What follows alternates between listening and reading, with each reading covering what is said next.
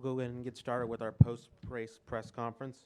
We're now joined by third-place finisher of tonight's AAA Texas 500, Kyle Busch, driver the number 18 Snickers Toyota. With his third-place finish, he ties his career best Sprint Cup Series finish at Texas Motor Speedway. Kyle, if you could talk about your night.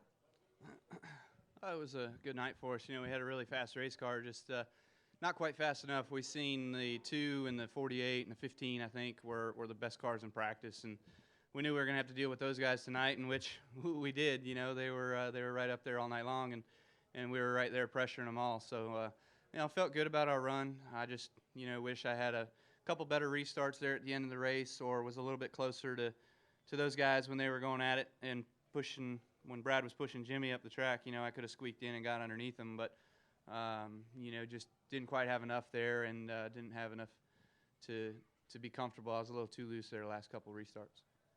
We'll open up for questions. If you could raise your hand, we have one right here. Mark Allman, NASCAR.com for Kyle.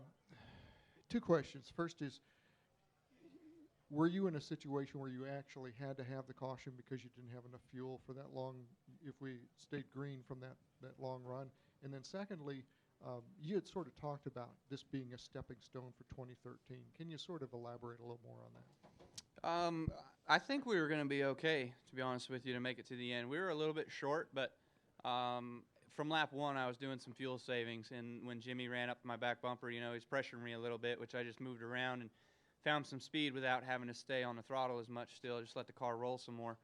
And, you know, that was good. From what Dave was telling me, we were going to be all right. So just kept working at that, but then, you know, caution come out and kind of derail plans anyway. But as far as 2013 goes, I mean, we just continue to evolve and continue to try to get better and strive at what we need to. So we can, you know, make the chase next year and obviously contend for the championship like the 2 and the 48 are doing. Go one for Kyle, and we'll make. Yeah, Nate Ryan, USA Today. Kyle, both you and Jimmy took issue, I think, with the second to last restart by Brad. Did you think he went early? And you said you were kind of watching the 2 and the 48 go back and forth. Did you sense there was a lot of gamesmanship and a lot of, you know, feistier racing than normal going on between those 2 guys? Yeah, I mean, I guess there's no restart rules. I mean, I think Brad went early. I think the last 2 times, from my vantage point, anyways, from compared to where the line starts, you know, you're supposed to go within the zone, and I felt like he was a little early on that. But you know, that's Cup racing. So you know, what else was going on the racetrack between those 2 guys? But you know, from my experience with Brad, it doesn't surprise me. Okay, we got one more for Kyle. Liv. Actually, it was for. All right, well, let me make our introduction of our second-place finisher, Brad Keselowski, driver the number 2. Is it important Miller going Lite into Dog. next year?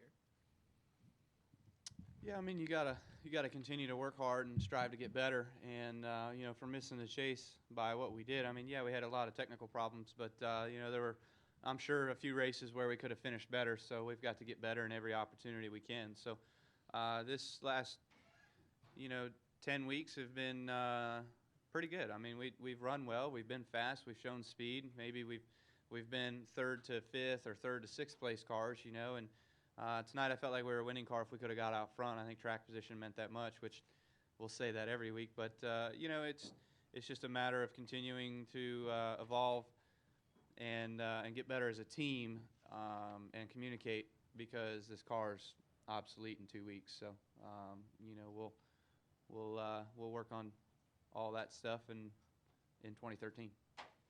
Those 2 guys, could you give us a little bit more detail just on kind of what you saw in that hard racing between the 2?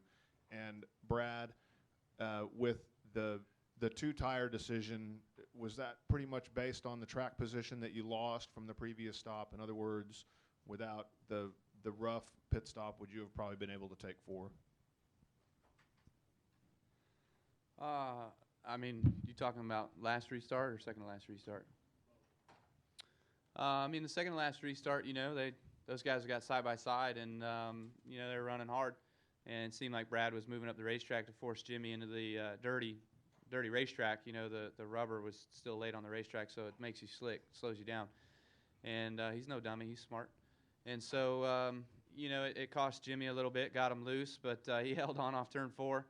and then they went back down into turns 1 and 2 and did it again, and finally he cleared them. I wish I could have got through there and got to the bottom and passed the both of them, but I missed my opportunity there. So last restart, though, Jimmy got an excellent restart, and he stayed alongside of him enough, and I think he had enough of a run down into turn 1 that he just stayed in the gas and cleared Brad. So and then drove away. So that was the race-winning move. Oh, I'm sorry. Comments on him as far as the new team and his situation, and obviously doing pretty well this weekend. Yeah, it is good. Certainly, to see him excel is beneficial for him and what he's got going on. So, for us, we've been struggling. I wouldn't say struggling, but we've been working hard on finding speed and getting speed to contend with the top 3, 4, 5 guys each and every week.